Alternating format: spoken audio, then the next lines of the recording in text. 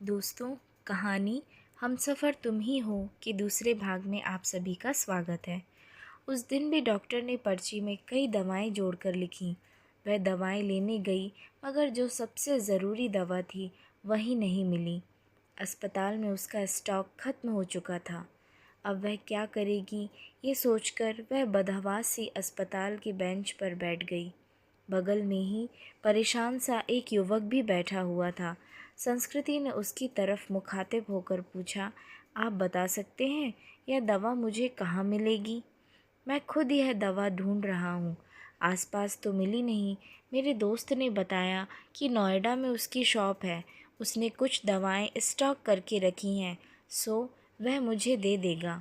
अभी जाने की ही सोच रहा था। पर्ची लाइए, मैं अपने साथ आपके लिए भी दवा ले आता हूँ। बहुत मेहरबानी होगी। सुबह से इसके लिए परेशान हो रही थी। पसीना पोंछते हुए संस्कृति ने कृतज्ञ स्वर में कहा, मेहरबानी की कोई बात नहीं, इंसान ही इंसान के काम आता है। बस इतना मनाइए कि दवा वहाँ मिल जाए। कहकर वह चला गया। करीब 2-3 घंटे बाद लौटा तो उसके चेहरे पर परेशानी की लकीरों के बावजूद खुशी थी। यह लीजिए, बड़ी मुश्किल से मिली, मगर मिल गई, यही बहुत है। बहुत बहुत शुक्रिया। कितने की है? संस्कृति का चेहरा भी खिल उठा था। अरे नहीं, पैसे की ज़रूरत नहीं, आप पहले यह दवा खिलाइए मरीज़ को। उस दिन के बाद से दोनों में बातचीत होने लगी। वह अपने भाई की देखभाल में लगा था और संस्कृति पति के लिए दौड़ भाग कर रही थी। दोनों का दर्द एक सा ही था। संस्कृति जब भी व्यथित होती तो उसके कंधों पर सिर रखकर रो लेती। कोई चीज़ लानी होती तो प्रतीक लेकर आता, संस्कृति को घर छोड़कर आता।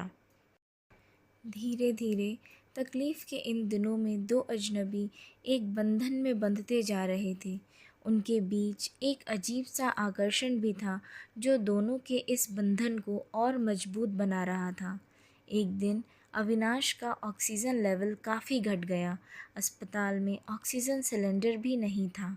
तब प्रतीक ने यह जिम्मेदारी अपने ऊपर ले ली।